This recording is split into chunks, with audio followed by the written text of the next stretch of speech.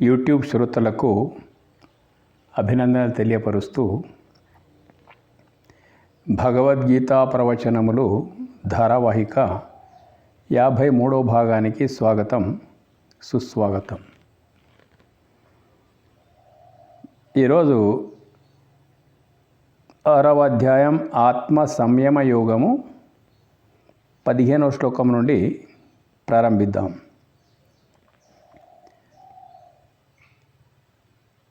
రెండు రోజులు అనివార్య కారణం వల్ల గ్యాప్ వచ్చింది.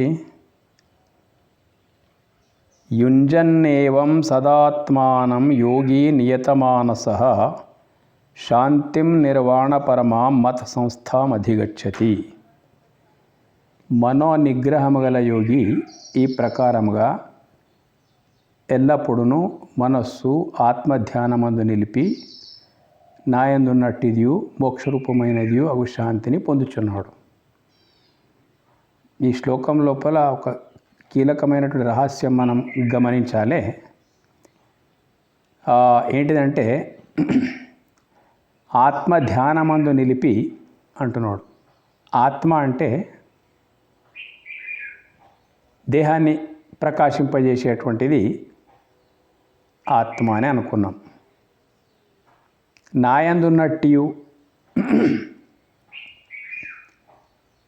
నీవు ఆత్మలోపల ధ్యానము నిలిపితే, అంటే నీవెవరో తెలుసుకొని నీవు అందులోపల నిలిస్తే నీవు పరమాత్మలో నిలిచినట్టే లెక్క. నీలో నీవు నిలబడితే అది పరమాత్మలో నిలిచినట్టు లెక్క. కాబట్టి మోక్షరూపమైనది.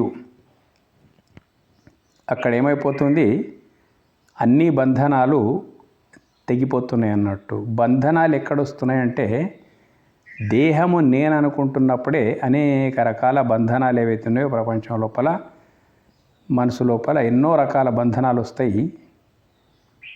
ఎప్పుడు దేహము నాది అనుకున్న తర్వాత నేనెవరో అనేటువంటి దృఢ నిశ్చయం నీకు అయిందంటే అక్కడ మిగిలేది మోక్షమే. బంధనాలన్నీ తెగిపోతాయి. అది ఎట్లా సాధ్యమైపోతుంది? మనోనిగ్రహము గల యోగి అంటున్నాడు అన్నట్టు.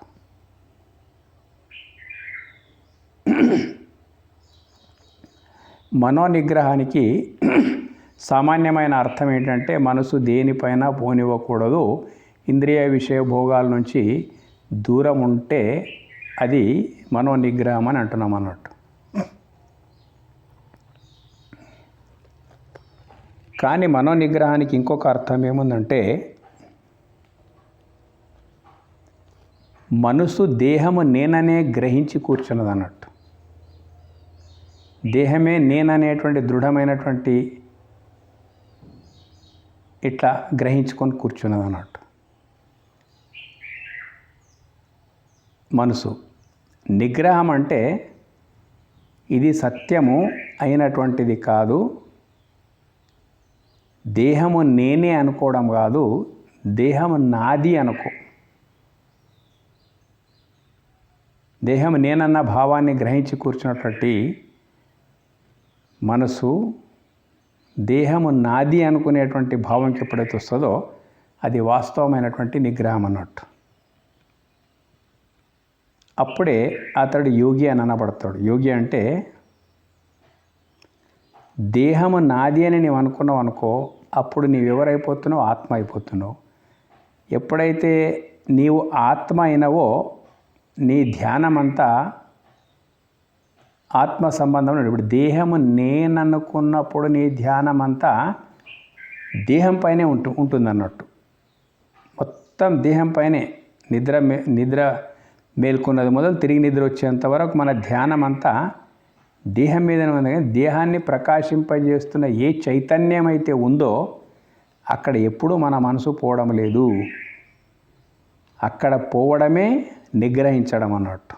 ఇప్పుడు దేహం నేనని గ్రహించి కూర్చున్నది. ఇది కాదని ఏది నీవై ఉన్నావో ఆ అనుభవం లోపల నీ వెళ్ళిపోవడమే వాస్తవమైన నిగ్రహం. అప్పుడే యోగి అంటే ఏది నీవై ఉన్నావో దాంట్లో నీవు ఉండడం.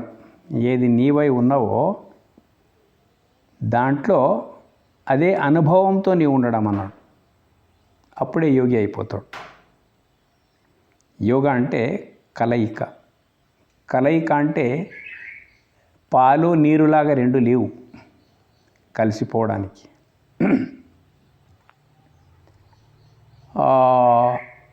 స్వప్నములో నీ వారితో నీవు కలిసిపోయినావు అనే ప్రశ్న వచ్చింది అన్నట్టు. యోగి అంటే కలయిక. నీ వారితో నీవు కలిసిపోయినావు అనే మాట వచ్చింది స్వప్నం లోపల. ఉన్న గది లోపల నుంచి తన ఇంట్లో తన వారితో సహా ఉన్న దగ్గర నుంచి స్వప్నం వచ్చేసింది. అప్పుడు తన వారితో విడిపోయి ఎక్కడో ఎవరి చేతికో చిక్కినట్టు వాళ్ళు బాధిస్తున్నట్టు కలగనం అన్నట్టు. వాస్తవంగా కొంచెం బాగా ఆలోచిస్తే నీ వారితో విడిపోయినవు, తిరిగి నీ వారితో కలవడానికి తిరిగి ఏదో ప్రయాణం చేస్తూ రావాల్సిన అవసరం లేదన్నట్టు. మెలకువనే కలవడం, ఎలాంటి ప్రయత్నం లేదు అక్కడ, కేవలం మెలకువ. స్వప్నావస్థ ఉన్నంత వరకు నీ వారితో లేవు, ఎవరి వారితో నీవు ఉన్నావు వారు నీ వారు కారు. అక్కడ ఏదో ఇబ్బందులు అనిపిస్తూ ఉన్నాయి నీకు మొత్తం. మరి నీ వారితో నీవు కలవాలని అనుకుంటున్నావు స్వప్నం లోపల, ఎట్లా కలవాలి అసలు? అది ఎంత కల లోపలే అనుకుంటా ఉన్నావు అన్నట్టు. ఇంత లోపలే మెలకు వచ్చేసి ఇప్పుడు ఏమైపోయింది? ఉన్నవే నీ వారితో, కలిసేదేముంది ఇంకా. అట్లాగే నీవు ఉన్నవే ఆత్మవై ఉన్నావు, ఆత్మ కావలసిన అవసరం లేదు ఇక. కేవలము స్వప్నము నీ స్థితి నుండి నిన్ను వేరే ఎట్లా చూయించిందో స్వప్నమున్నంత వరకు, అట్లాగే మనసు అనేటువంటిది జాగ్రత్త అవస్థ లోపల దేహ తాదాత్మ్యత ఉండి ఆత్మ విస్మృతి కలగడానికి కేవలం మనసే కారణం అన్నట్టు. దీనికి ప్రమాణం ఏంటంటే గాఢనిద్ర. గాఢనిద్ర లోపల దేంతోని కలిసి లేవు, దేంతోని విడిపోయలేవు, ఎక్కడ ఏ దృశ్యము లేదు, కానీ ఏది లేకుండా నీవు ఉన్నావు అక్కడ. నిద్రకు అంత మహిమ ఉందన్నాడు గాఢ నిద్రకు. అట్లాగే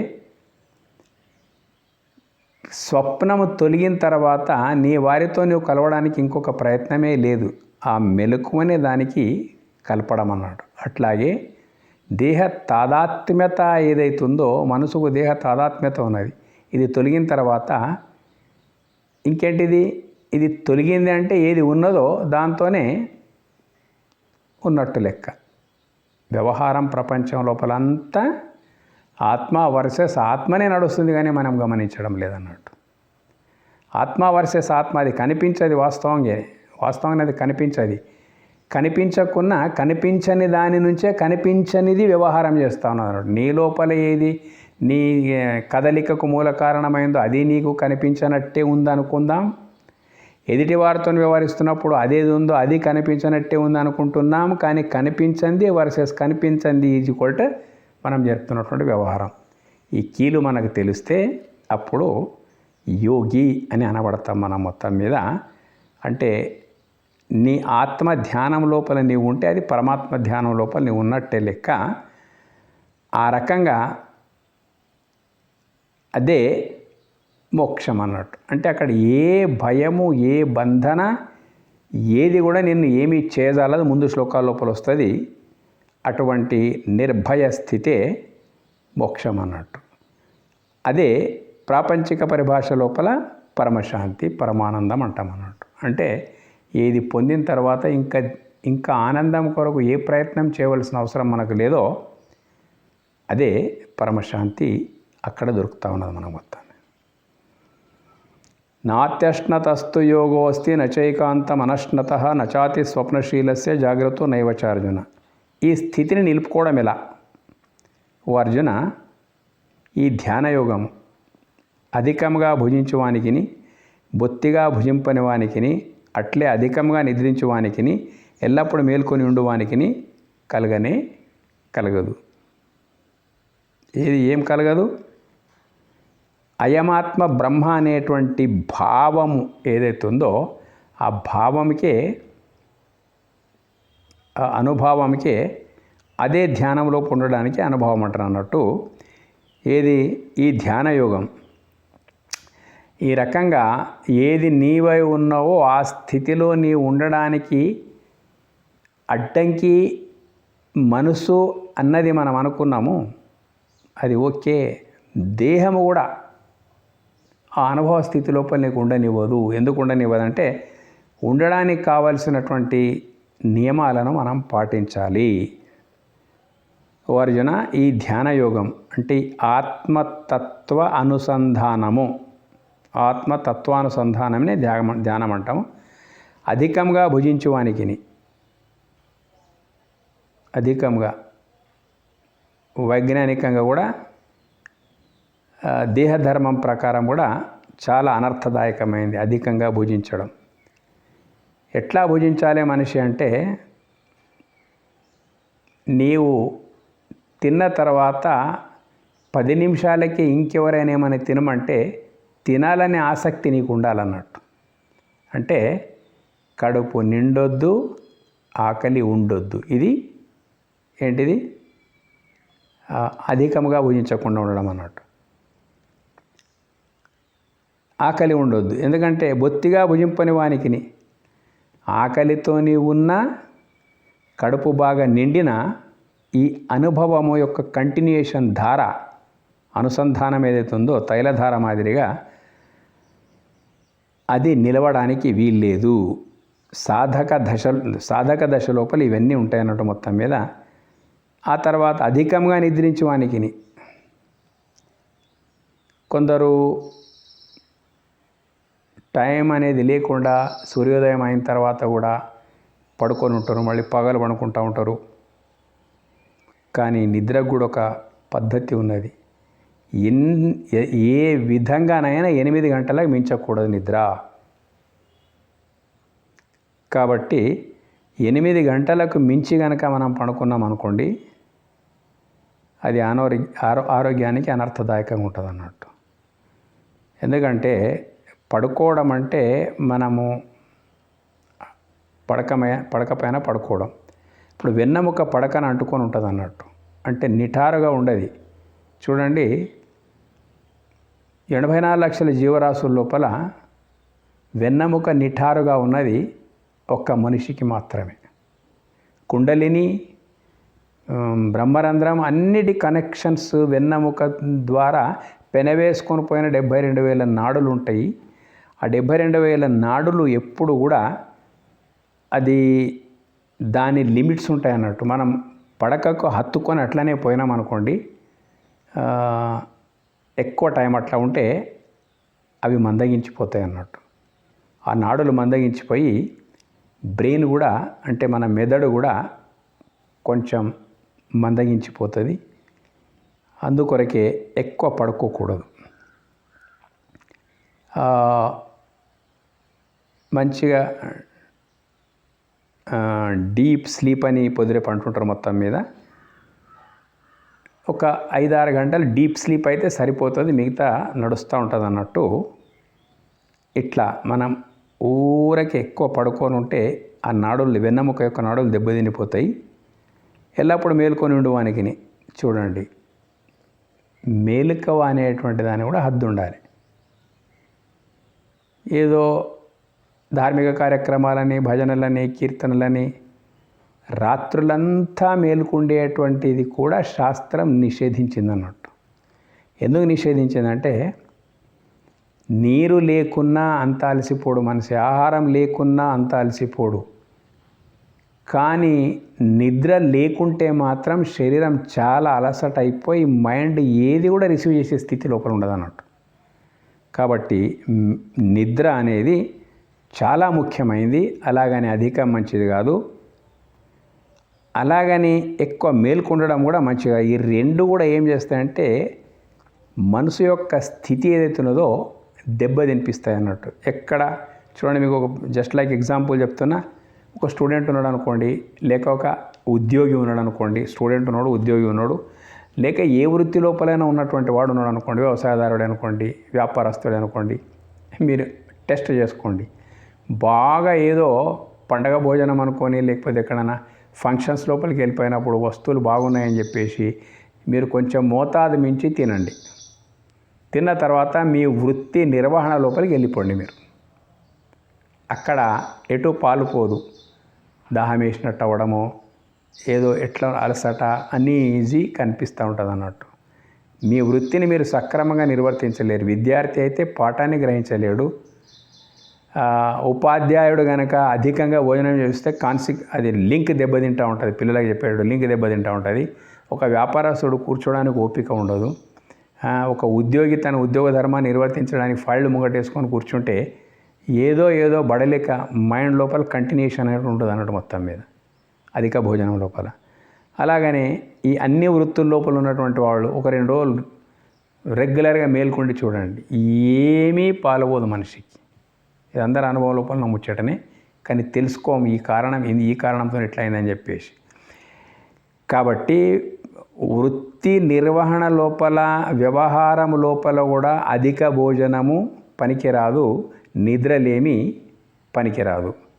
అలాగని మరీ అట్లే అధికం నిద్రించ ఇది ఎప్పుడు కూడా ఇది ఇద్దరికి కూడా పనికిరాదు అన్నట్టు. వ్యవహారం లోపల కూడా ఎక్కువ మేల్కొండదు, అధికంగా భుజించవద్దు. ఈ 2 బాగా జ్ఞాపకం ఉంచుకోవాలి.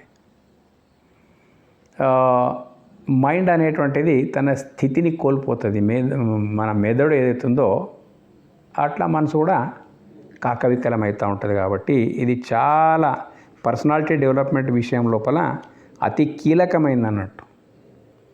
చీఫ్ ఎగ్జిక్యూటివ్ ఆఫీసర్స్ ఎవరైతే ఉంటారో పెద్ద పెద్ద కంపెనీ వాళ్ళు అసలు భోజనం ఎప్పుడు రాత్రి పడుకునే ముందే తింటారు అనుకోండి మొత్తం మీద.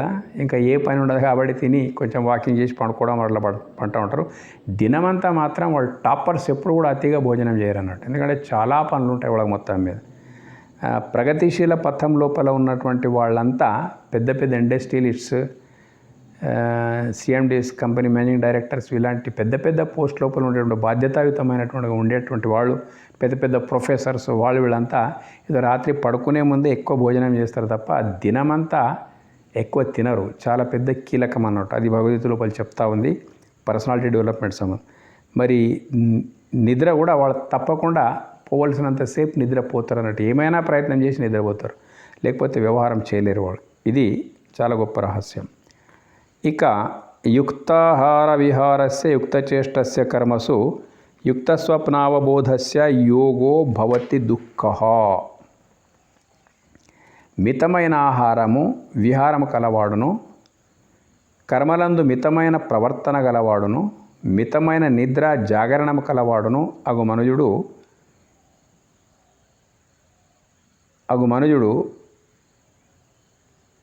మనుజునకు అటువంటి మనిషికి యోగము దుఃఖములను పోగొట్టునదిగా అగుచున్నది. యోగా యోగా యోగా యోగా యోగా అని మనం ఖాళీ నోటితో పలకడం కాదు, యమనియమాల లోపల ఇవన్నీ వస్తాయి అన్నట్టు. యుక్త మితమైన ఆహారము విహారము కలవాడును అని చెప్పేసిన కదా. యుక్త అని సంస్కృతం లోపల వచ్చింది. యుక్త అంటే మనం ఏం జోడించుకోవాలి? శాస్త్రోక్త. నీ భోజనం ఎట్లుండాలి? ఈ శాస్త్రోక్త. యుక్తాహారం అంటే శాస్త్రయుక్తమైన పద్ధతి లోపల ఉండాలి. మితమైన ఆహారం అంటే తక్కువ తినడం, అధికంగా భుజించవద్దని చెప్పేసిండు అక్కడ. ఆ తినేది కూడా ఎట్లా తినాలని ఇక్కడ చెప్తున్నాను అన్నట్టు. ఎక్కువ భుజించొద్దు అన్నప్పుడే మితాహారం వచ్చినట్టే అక్కడ లెక్క. ఇక్కడ మాత్రం మితమైన ఆహారం అంటే శాస్త్రోక్తమైనటువంటి ఆహారం కావాలి. ఇది 17వ అధ్యాయం లోపల చాలా వస్తుంది అక్కడ. ఇక్కడ మితమైన ఆహారం అంటే శాస్త్రోక్తమైనటువంటి ఆహారము. ఆయిల్స్ ఎక్కువ ఉండకూడదు, నూనెలు. ఆ తర్వాత ఎప్పుడో వండింది ఎప్పుడో తినకూడదు. వండిన తర్వాత 2 గంటల లోపల బయట తినేసేయాలి మొత్తం మీద, లేకపోతే అందులోపల ఆల్కహాల్ ఫామ్ అయిపోతుంది. వండే పద్ధతి కూడా శాస్త్రోక్తంగా ఉండాలి. మరీ ఎక్కువ ఉడకపెట్టకూడదు. గ్యాస్ స్టవ్ చాలా చిన్నదిగా ఉంచి ఉడికించాలి. కట్టెలు పోయేది ఇంకా శ్రేష్టంగా ఉంటుంది, అది లేదు ఇప్పుడు పోని. అయితే మరీ తొందరగా కావాలని ఎక్కువ మంట పెట్టి ఏదాన్ని కూడా ఉడికిస్తే దాని లోపల ఉండే ప్రాణశక్తి పోతుంది, ఉండదు. ఆ గింజ లోపల ఉండేటువంటి ప్రాణశక్తి, ఆ ఆహార ధాన్యం లోపల ఉండే ప్రాణశక్తి వెళ్ళిపోతుంది అన్నట్టు. అది ఇక పిప్పిగా మిగిలిపోతుంది, మనకి ఎలాంటి విటమిన్స్ ఇవ్వదు. అట్లా ఉడికించడం లోపల శాస్త్రోక్త పద్ధతి. బాగా నమిలి మృంగాలి, కడుపులో పండ్లు లేవు. ఇదంతా శాస్త్రోక్తమైన ఆహార విధానం అన్నట్టు. బాగా నమిలి మింగాలి. 2 దవడలకు పండ్లు ఇవ్వబడ్డాయి, ముందు పండ్లున్నాయి కాబట్టి గబగబా మింగడం కాదు, దాంతో కూడా శరీరం ఒక బడలిక వచ్చేస్తుంది. పండ్లు చేసే పని లోపల ఏ పార్ట్స్ కూడా చేయలేవు. అవి పండ్లు నుజ్జు అయిపోయి లాలాజలం లోపల మిశ్రమం అయిన తర్వాత మాత్రమే మనం మృంగడానికి ప్రయత్నం చేస్తే సులభంగా జీర్ణమైపోతుంది. అట్లా తినే పద్ధతి లోపల కూడా, తర్వాత తినే ఆహారం యొక్క తయారీ లోపల కూడా ఉప్పు, కారం, పులుసు ఇవన్నీ మోతాదు, మరి అధికంగా షుగర్ లాంటి ఎక్కువ తినకుండా ఆహారం, శాస్త్రీయమైనటువంటి ఆహారం ఉండాలన్నట్టు. మరి ప్రొద్దున వండుకున్నది ఫ్రిడ్జ్లో పెట్టుకొని రాత్రి తినడము, రాత్రి వండుకున్నది ఫ్రిడ్జ్లో పెట్టుకొని తెల్లారి తినడము, అందులో పోయి ఒక స్టైల్ వచ్చింది అన్నట్టు. అతి అశాస్త్రీయమైన విధానం.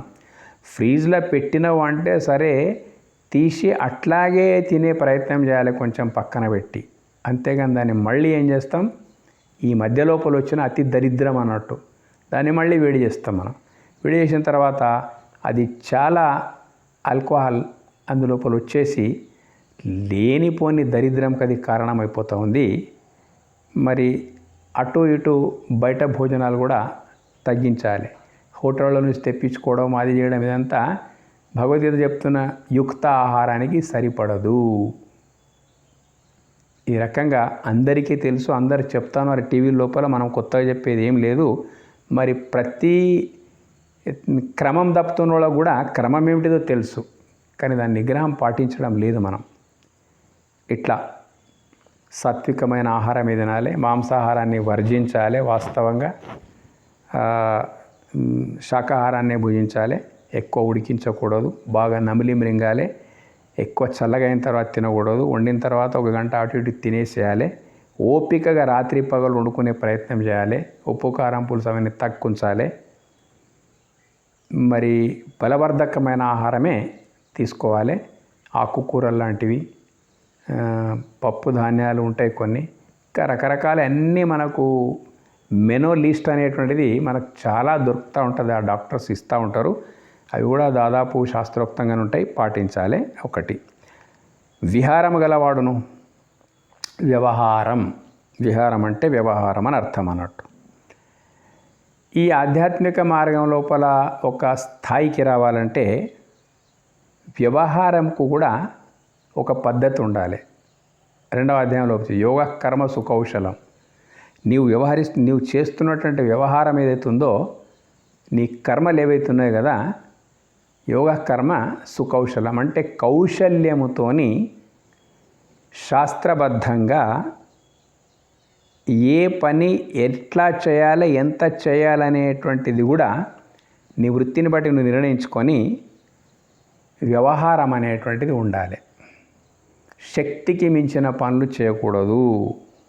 వ్యవహారం లోపల శక్తికి మించిన పనులు చేయకూడదు. ఆస్తుల కొనుగోలు, భవనాల నిర్మాణాలు, వాహనాల యొక్క మెయింటెనెన్స్, అంటే వాహనాలను నిర్వహించడము, ఇవన్నీ మన స్థాయి ఏదైతే ఉన్నదో దాని లిమిట్స్ లోపల ఉన్న నాడే నీకేమైనా కొంచెం ఆ ధ్యానం అలవడుతుంది. ఆ తర్వాత ఆ జ్ఞానం కూడా నువ్వు పొందడానికి అవకాశం ఉన్నది. వ్యవహారం మితిమీరిపోతే దేని మీద కూడా ఏకాగ్రత ఉండదు. దీనికి కొలతబద్ధ ఏంటిదంటే, ఎవరి సామర్థ్యం ఎంతుందో, ఎవరి పరిస్థితి ఎంతుందో ఆ సామర్థ్యాన్ని, పరిస్థితిని తానే బేరు చేసుకొని మనిషి బతుకుతున్నదే సుఖం, శాంతి, ఆనందం కొరకు.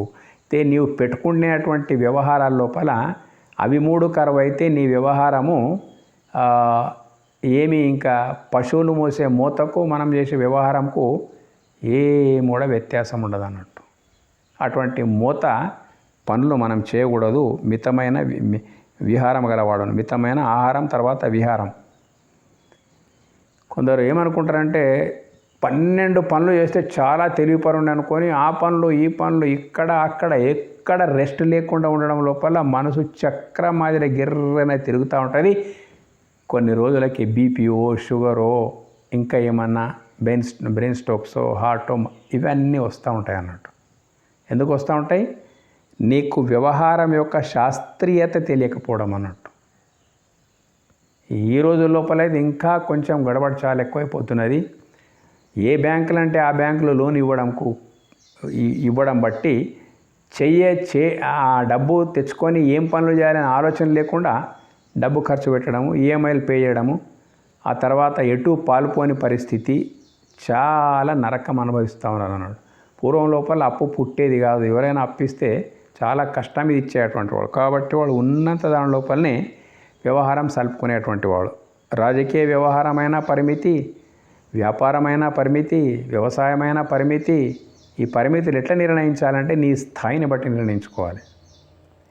కాబట్టి అడ్డగోలు వ్యవహారాలు, చట్టసమ్మతం కాని వ్యవహారాలు,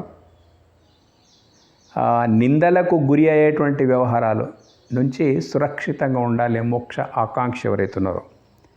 అంటే నీ విహారానికి కూడా శాస్త్రోక్త పద్ధతి ఉండాలి. కర్మలందు మితమైన ప్రవర్తన గలవాడును. కర్మలు మనం ఏవైతే ఎన్నుకున్నామో అవి చేయడమే కర్మ అన్నట్టు. మొత్తం కర్మలు ఒక ఉద్యోగి ఉన్నాడు అనుకోండి, హాయిగా వస్తూ ఉంటుంది. లేక ఒక వ్యాపారస్తుడు ఉన్నాడు అనుకోండి, ఒక స్థితి లోపలికి వ్యాపారం వచ్చింది, ఉద్యోగం ఒక స్థితి లోపలికి వచ్చింది. ఒక వ్యవసాయదారుడు ఉన్నాడు, వ్యవసాయం ఒక స్థితి లోపలికి వచ్చింది, తీసుకొచ్చుకొని నడిపించుకోవాలన్నట్టు.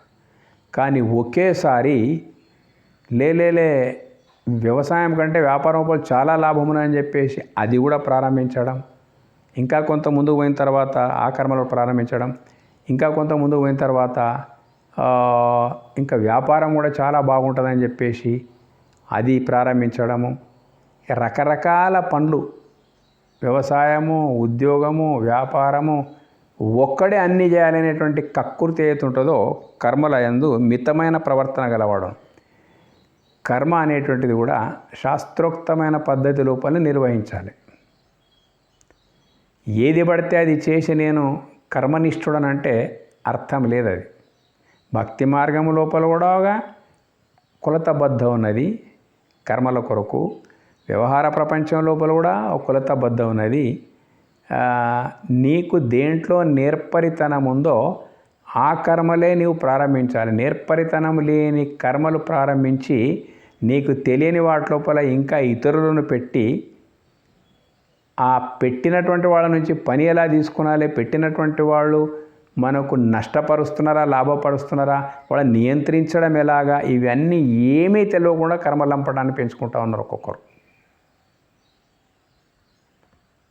కాబట్టి ఇది తన తాడు తీసుకొని తానే ఊరేసుకున్నట్టు ఉంటుంది. కాబట్టి కర్మలందు మితమైన ప్రవర్తన గలవాడు. నీ శక్తి ఎంతున్నది, నీ అనుభవం ఏమిటిది, నీవు ఏమి సమర్థవంతంగా చేయగలుగుతావు అలాంటి కర్మలే ముందుంచుకోవాలి. ఎలాగో అన్నీ నాకు వస్తాయని చెప్పేసి అన్నీ ఒక్క దగ్గర కలిపేస్తే అన్ని కర్మలు నేనే చేస్తా అంటే కుదిరే పని కాదు. మితమైన ప్రవర్తన గలవాడను, మితమైన నిద్ర జాగరణం గలవాడను. ఇది కూడా శాస్త్రోక్తంగా. మెలకువ అతిగా ఉండకూడదు. గతంలో చెప్పేసినాం మనం. ఎక్కువ మెలకువ ఉంటే అంత బాడీ శరీరం యొక్క వ్యవస్థనే కుప్పకూలిపోతుంది అన్నట్టు. మైండ్ సరిగా పనిచేయది, ఏది కూడా ఇంద్రియాలు సరిగా పనిచేయి, బుద్ధి సరిగా పనిచేయది, మనసు సరిగా కాకవికలమై ఉంటుంది. కాబట్టి నిద్ర మితమైన అంటే శాస్త్రోక్తమైనటువంటి నిద్ర కావాలి. శాస్త్రోక్తమైనటువంటి జాగరణ అంటే నువ్వు ఎంతసేపు మేల్కొండాలి, అంతసేపు మెలకువగానే ఉండాలి. ఎంతసేపు పడుకోవాలి అంతసేపే పడుకోవాలి. అదంతా నీ శరీరం నీకు చెప్తూ ఉంటుంది. నీ అలసటను బట్టి నువ్వు నిర్ణయించుకోవాలి. అది మొత్తం మీద నీవు అతిగా నిద్రపోయినావు అనుకో ఆటోమేటిక్ మైండ్ డల్ అయిపోతుంది. నిద్ర ఇంకొక రహస్యం చెప్తా మీకు. సాయం సంధ్య ఉదయ సంధ్యా కాలం లోపల నిద్ర ఉండకూడదు. చేత కాకపోతే పడక మీద పడుకొని నామస్మరణ అది చేసుకోవడం మొత్తం మీద. ఉదయ సంధ్య సాయం సంధ్యాకాలం లోపల నిద్ర అనేటువంటిది మహా చేటుతో కూడుకున్నటువంటిది. ఉదయ సంధ్య ఎప్పుడు? నక్షత్రాలు మునిగి ఆకాశంలో నక్షత్రాలు కనిపించకుండా ఉండి సూర్యోదయం వరకు ఉండేటువంటి అది ఉదయ సంధ్య. నక్షత్రాలు ఏం కనిపించే ఆకాశం లోపల, సూర్యుడు రావడానికి ఇంకొంచెం సమయం ఉంటుంది. ఆ మధ్యకాలంకు ఉదయ సంధ్య అంటాం. సాయం సంధ్య అంటే ఏంటి? సూర్యుడు అస్తమించి నక్షత్రాలు ఆకాశంలో కనిపించే వరకు అది సాయం సంధ్య. ఈ సంధ్యాకాలంలో నిద్ర ఉండకూడదు మనకు. ఇప్పుడన్నా అలసట బాగా అయిపోయి పడుకున్నాము, ఏదో అనారోగ్య కారణాలతో పడుకున్నాడు వేరే విషయం. కానీ ఆ టైం లోపల మనం అనుకోకుండా నిద్ర వస్తుంటుంది అన్నట్టు. ఆ సాయం సంధ్య ఉదయ సంధ్యాకాలం లోపల నిద్రించడం ఏదైతుందో మెదడు యొక్క వ్యవస్థ కుప్పకూలిపోతుంది. దాని లోపల అంతా ఆలోచన శక్తి స్తంభించిపోతుంది. కాబట్టి ఈ రెండు సమయాల లోపల నిద్ర నుంచి మనము దూరం ఉండాలన్నట్టు. అట్లా ప్రత్యేకంగా చెప్తున్నటువంటి విషయము. మితమైన నిద్ర అంటే మితి, ఒక పద్ధతి అనేది ఉండాలి. జాగరణం కూడా ఒక పద్ధతి ఉండాలన్నట్టు. ఎలాగో నేను పని చేస్తున్నాను, రాత్రి పని చేస్తావో చెయ్యవు, అనవసరమైన రచ్చబండ రొచ్చు ముచ్చట్లు ఆడుకుంటా రాత్రి 12-1 గంట వరకు కూడా నిద్రపోకుండా ఉండేటువంటి వాళ్ళు ఉన్నారు. వాళ్ళు ఎలాగో ఉదయ సంధ్యను మింగి పడేస్తారు అన్నట్టు. అంటే 9 గంటలకు 8 గంటలకు లేస్తారు. ఇది ఒక ఫ్యాషన్ అయిపోయింది ఇప్పుడు. ఏది సాఫ్ట్వేర్ యుగం లోపల పెద్ద స్టైల్ అయిపోయింది అన్నట్టు. కానీ శరీరం యొక్క వ్యవస్థ వాళ్ళు చూసుకోవడం లేదు. రాను రాను వాళ్ళు చేస్తున్నటువంటి కంప్యూటర్స్ ఏవైతున్నాయి కదా, అవి ఒక యంత్రాలుగా ఉండి ఇతను కూడా యంత్రంగా మారిపోయే పరిస్థితి వచ్చేసింది అన్నట్టు. ఎందుకంటే రాత్రి అయినంత వరకు 10 లోపల నిద్రపోయే ప్రయత్నం చేయాలి. మరీ పని వాళ్ళు అంటే 11 గంటలకు నిద్రపోవాలి, ఆయన పనులు అట్లుంటాయి.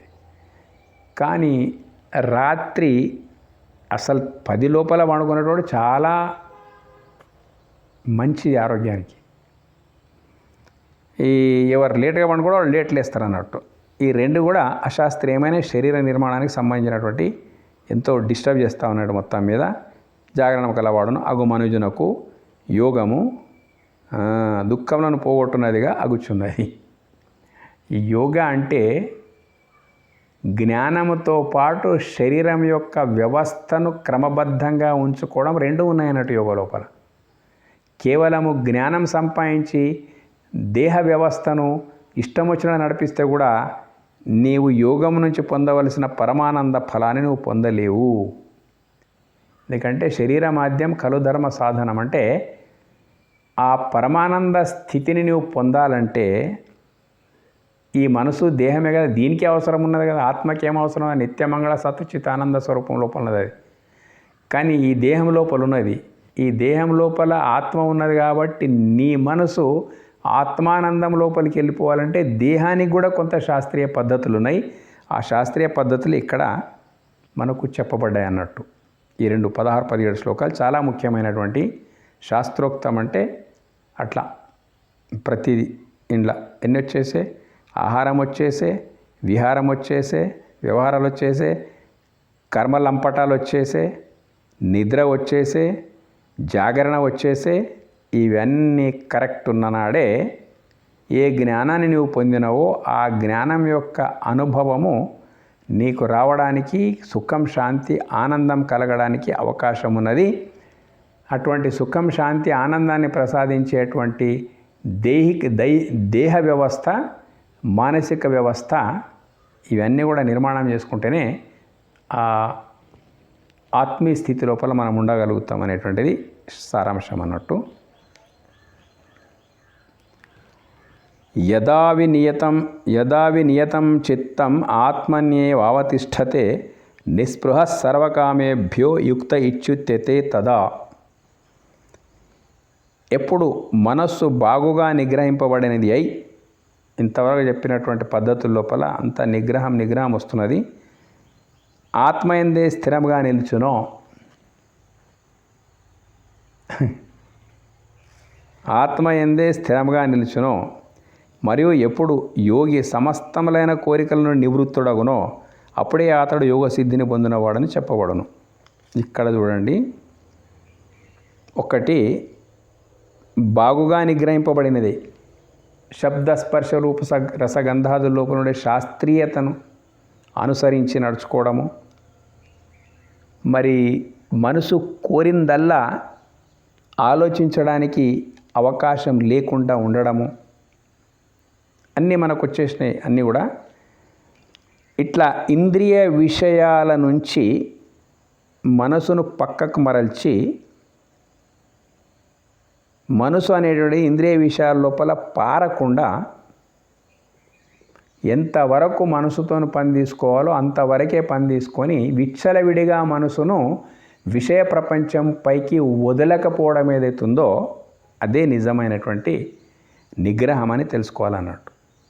మనసును మనము కొంచెము వివేకంతో నిగ్రహించకపోతే విచ్చలవిడిగా వ్యవహరిస్తూ ఉంటుంది అన్నట్టు.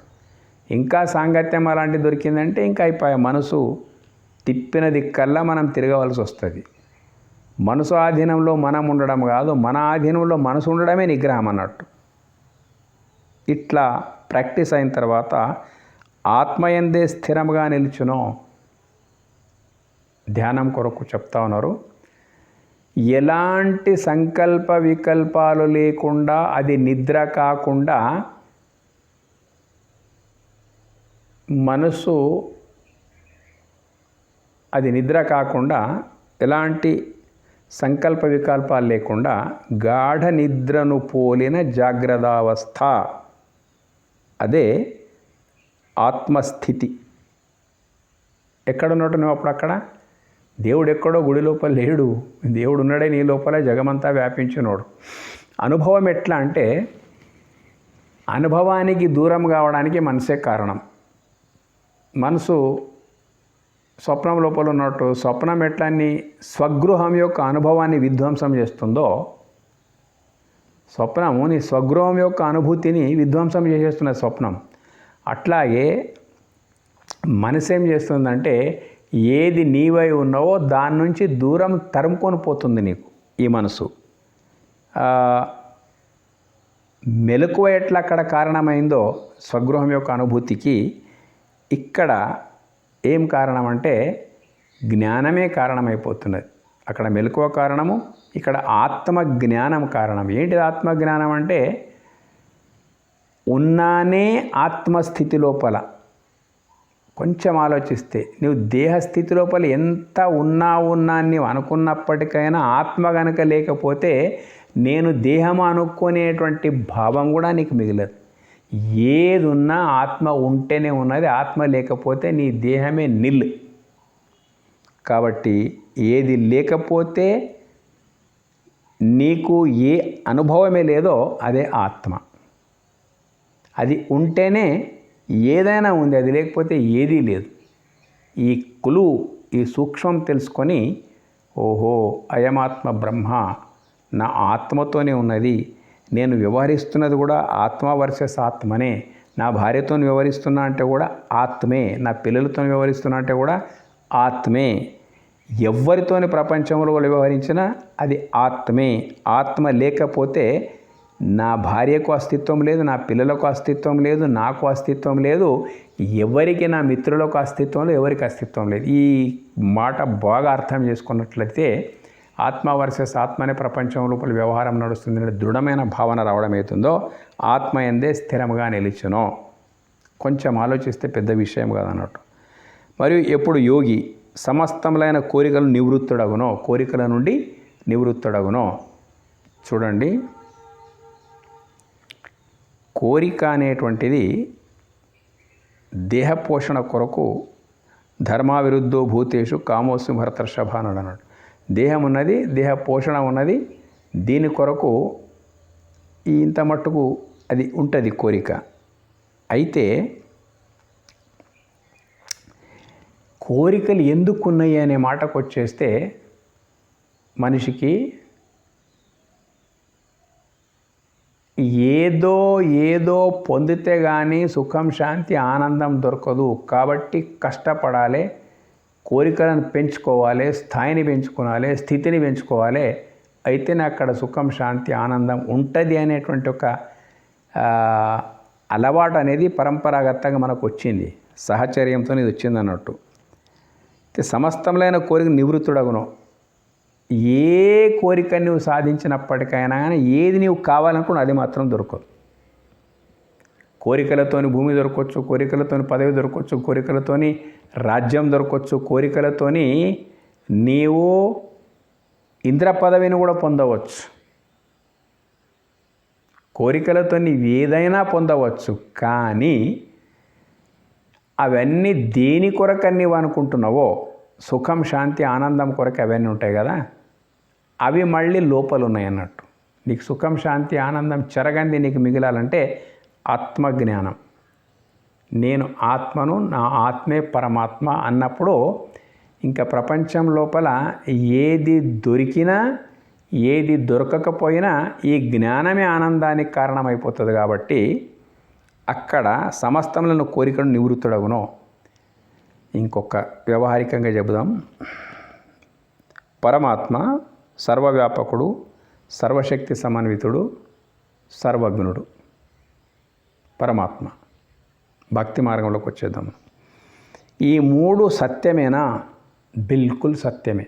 సర్వవ్యాపకుడు, సర్వశక్తి సమన్వితుడు, సర్వజ్ఞుడు.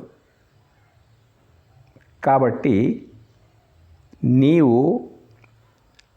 నీకేం కావాలో నీకంటే బాగా ఆ వ్యవస్థకు తెలుసు. పరమాత్మని సృష్టి లోపల ఎవరు ఏంటిది ఎట్లా ఒక స్థితి లోపల మనం ఉన్నామంటే, మనము కోరుకోకుండానే కొన్ని ఉన్నత స్థితిలోకి వెళ్ళిపోతాం. మనం కోరుకున్నప్పటికైనా కానీ హీన స్థితి లోపల నుంచి పైకి రాలేం. ఇవన్నీ ఏమున్నాయి మొత్తం మీద? నీవు చేసే ప్రయత్నము, నీ ప్రారంధం మీద ఆధారపడి నీవు ఊహించకుండా నీ ముంగడికి వస్తాయి అవి. అది మంచి కానీ చెడు కానీ నీ ప్రయత్నంతో సంబంధం లేకుండా ముంగడికి వస్తాయి. నీతో అది మంచి కానీ చెడు కానీ. కాబట్టి మంచి కావాలని కోరుకుంటే ఏమి, నువ్వు మంచి కావాలని కోరుకుంటే మంచిగా కావు, నువ్వు చెడిపోవాలని కోరుకుంటే చెడిపోవాలని ఎవరు కోరుకోరు. కానీ ఈ మంచి చెడులు అనేటువంటి ఒక కాల చక్రంకు సంబంధించిన అంశాలు ఉన్నాయి, జన్మాంతర సంబంధాలకు సంబంధించిన అంశాలు ఉన్నాయి. కాబట్టి అవి జరగవలసిన ఏవో జరిగిపోతాయి, మనము కోరినా కోరకపోయినా. ఎందుకు? అంతా ఆ ఈశ్వరుని చేతిలోపల ఉన్నది. అతడు సర్వవ్యాపకుడు, సర్వజ్ఞుడు, సర్వశక్తి సమన్వితుడు. అయిందా? అటువంటప్పుడు కోరికలను నివృత్తుడు అయిపోతాడు మనిషి. మనకు ప్రహ్లాదు నుంచి ఒక గుణపాఠం నేర్చుకోవాలి మనం. ఏంటిదంటే, ప్రహ్లాదునికి నారాయణుడు ప్రత్యక్షమై హిరణ్యకశ్యపుని యొక్క సంహారం తర్వాత అతడు కొంచెం ఏదో అనుకోకుండా జరిగిపోయిందని చెప్పేసి మంత్రులకు రాజ్యభారం అప్పగించి తపస్సుకి వెళ్ళిపోతాడు అన్నట్టు. ఇంకా కంప్లీట్ నారాయణుని యొక్క ధ్యానం లోపల ఉండాలని చెప్పేసి పోతాడు. కొంచెం విశ్రాంతి అయిపోతుంది. నారాయణుడు ప్రత్యక్షమై ఏం కావాలో కోరుకోనాడు అన్నట్టు. ఏమైనా కోరుకోవచ్చు కదా. నాకేం కావాలో నాకంటే బాగా మీకే తెలుసు కదా, నేను అల్పజ్ఞుడి, మీరు సర్వజ్ఞుడు అంటాడు అన్నట్టు. అల్పజ్ఞునికి ఏం కోరాలో ఏం తెలుస్తుంది? మా నాయన ఇట్లనే కోరుకున్నాడు కానీ శుభం జరగలేదు. నాకు కోరికలు ఎందుకు? మా నాయన గుణపాఠం నాకు సరిపోదా? చాలా కోరుకున్నాడు మా నాయన, కానీ ఆ కోరికలతోనే ఆయన పతనం తప్ప ఉత్థానం జరగలేదు. మరి అలాంటి కోరికలు నాకెందుకు? వద్దు. నాకు బాగా తెలుసు ఏంటంటే, నేను అల్పజ్ఞుని నాకు బాగా తెలుసు, మీరు సర్వజ్ఞులని బాగా తెలుసు నాకు. మరి మీరు సర్వవ్యాపకులు, సర్వజ్ఞులు, సర్వశక్తి సమన్వితులు.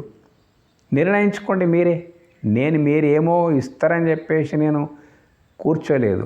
తపస్సు కూర్చున్నా, నా శాంతి కొరకు కూర్చున్నా, నీ నామస్మరణ సవ్యంగా జరగాలనుకోకున్నా అంతే తప్ప నేను ఏదో కోరికతో కూర్చొని మీరు వస్తే కోరుకోవాలని నేను కూర్చోలేదు. భక్తి అనేది నా స్వభావం అనుకొని నేను కూర్చున్నా ఇక్కడ. కాబట్టి నాకు ఎలాంటి కోరిక లేదు. నాకేం కావాలో అంతా మీకు బాగా తెలుసు కాబట్టి నేను కోరుకునేది ఏముంది అంటాడు అన్నట్టు.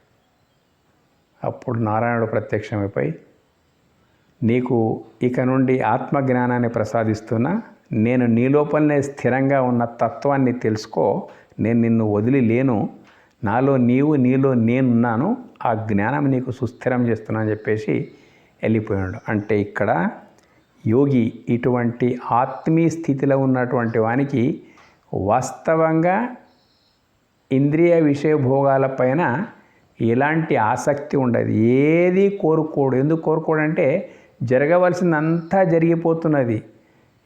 గొప్ప గొప్ప వాళ్ళంతా వాళ్ళు కోరుకుంటే గొప్పవాళ్ళు కాలేదు, అయ్యేది ఉంది, అయిపోయారు అంతే మొత్తం మీద.